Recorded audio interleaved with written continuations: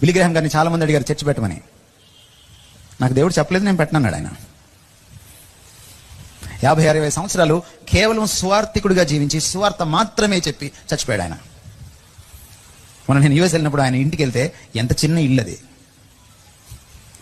నిన్నగాక మొన్న రాలేదు మన సేవకులు, బిఎండబ్ల్యూలో తిరుగుతున్నారు, ప్యాలెస్ల్లో ఉంటున్నారు. ఇంత గొప్ప సేవకుడు ఇంత చిన్న ఇంట్లో ఉన్నాడా? ఆయన లివింగ్ రూమ్ లో మనం 2 అడుగులు వేస్తే వంటగది వస్తుంది. ఈరోజు మీరు ప్రపంచంలో ఏ సిటీకైనా వెళ్ళండి, ప్రపంచంలో ఏ సిటీకైనా వెళ్ళండి, అక్కడ బిల్లీ గ్రాహం పరిచర్య ద్వారా మారుమనసు పొందిన ఒక్క వ్యక్తి అయినా మీకు దొరుకుతాడు. ఇది సేవ. ఎందుకు ఇప్పుడు ఇవాంజలిస్టులు లేరు? ఇవాంజలిస్ట్ కానుకలు ఎవరు? ఎందుకు ఇప్పుడు దేశ సంచారం చేస్తూ ప్రసంగాలు చేసే ప్రీచర్లు లేరు? వాళ్ళకి కానుకలు ఎవరు?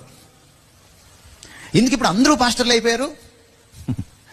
ఎందుకంటే చర్చ్ ఉంటుంది, గొర్రెలు ఉంటాయి, కానుకలు ఉంటాయి, గొర్రెలు బొచ్చి కత్తిరించుకొని మనం వ్యాపారం చేయొచ్చు.